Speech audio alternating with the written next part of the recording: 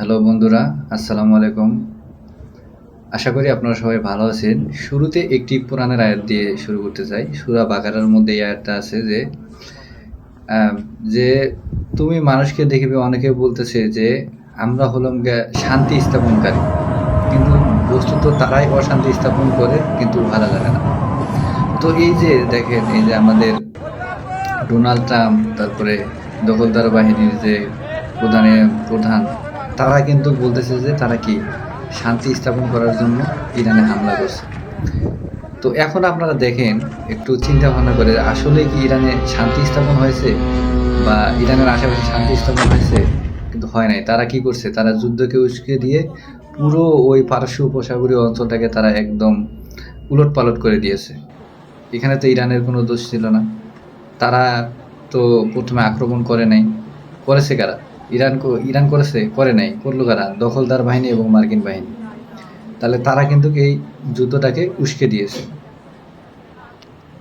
তো এরপর দেখুন, আমাদের যে সৌদি আরব, আমাদের যেখানে মক্কা আছে মুসলমানদের ধর্মীয় যে একটা জায়গা, তো তারা দেখেন, তো তারা উপরে আপনারা যারা খবর একটু হলো আন্তর্জাতিক খোঁজ খবর রাখেন, তারা কি করছে? তারা বলতেছিল যে না, ইরানের উপর হামলা করা যাবে না, এই কারণে তারা যুক্তরাষ্ট্রকে চাপ দিয়েছে। কিন্তু দেখুন, কালকে কিন্তু নিউজ প্রকাশ হয়ে গেছে যে তারা চাচ্ছিল যে আমেরিকা যেন ইরানের উপর হামলা করে। তাহলে দেখেন যে তারা কি পরিমাণের মুনাফিক। এবং এই ইসরায়েল আর আমেরিকা যখন আপনার ইরানে আক্রমণ করলো, তখন এর আশেপাশে যে মার্কিন ঘাঁটিগুলো ছিল, সেখানে কিন্তু আদতে মার্কিন সৈন্যরা খুব একটা ছিল না। তাহলে তারা কোথায় ছিল? তারা ছিল হলো গিয়া এই সৌদি আরব, আমেরিকা, কাতার, বাহরাইনের যে 5 স্টার হোটেলগুলো, সেখানে তারা আশ্রয় নিয়েছে। তো এরপর কিন্তু ইরান জানার পর সেখানে আক্রমণ করছে। কেন করবে না? তোমরা আমার দেশে আক্রমণ করবা, তোমাদের আকাশসীমা ব্যবহার করে আক্রমণ করবে, তোমরা কিছুই বলবে না, আর আমি বললে তো স্বাভাবিক, তাই না? আর দেখুন, আপনার এই আপনার ইসরায়েল বাহিনী কিভাবে আপনার হলো এই আপনার লেবাননে আক্রমণ করতেছে। ইরানে তো পুরা অবস্থা খারাপ করে দিয়েছে আক্রমণ করে।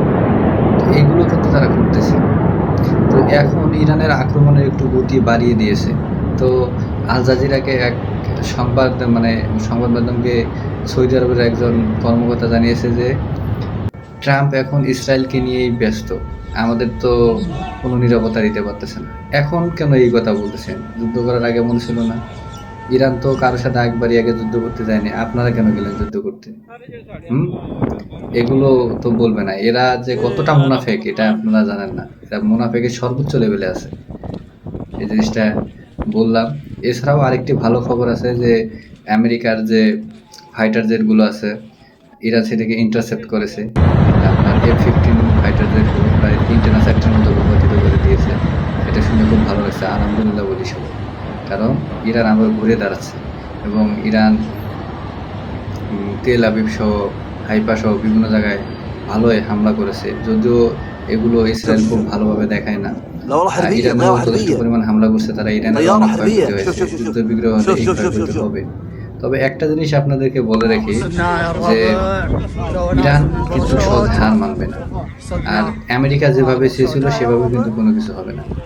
দেখুন, আমেরিকা কিন্তু এখন একটা পোস্ট করেছে যে ইরান যে এভাবে পারস্য উপসাগরীয় সব দেশে হামলা করবে, সেটা ডোনাল্ড ট্রাম্প ভাবতেই পারেনি। ভাবার মতো না। কারণ নিজের সার্বভৌমত্ব রক্ষার জন্য একটা দেশ যে কোনো কিছুই করতে পারে, সেটা যে কোনো দেশ হোক।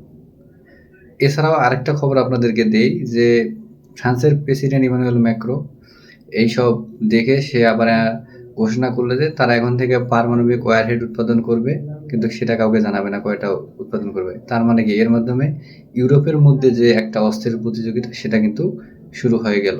এটাও কিন্তু আপনাদেরকে মাথায় রাখতে হবে। এখন দেখুন, মধ্যপ্রাচ্যের অর্থনীতি কিন্তু খুব খারাপ অবস্থায় যাবে আর কয়েকদিন পরে। কেন যাবে? কারণ ইরান হরমুজ প্রণালী বন্ধ করে দিয়েছে। হরমুজ প্রণালী দিয়েই সৌদি আরবের প্রায় 80% তেল এবং কুয়েত, কাতার, বাহরাইন সহ আরও যে অন্যান্য দেশগুলো আছে, তারা এর পুরোটাই হরমুজ প্রণালীর উপর নির্ভরশীল।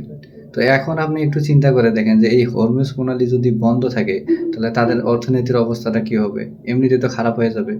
তো এইখানে একটা জিনিস আপনি চিন্তা করে দেখেন যে ইরানে যে আক্রমণ হলো, তারা কিন্তু চাইলে এটাকে ঠেকাতে পারতো, কিন্তু তারা কেউ ঠেকায় নাই।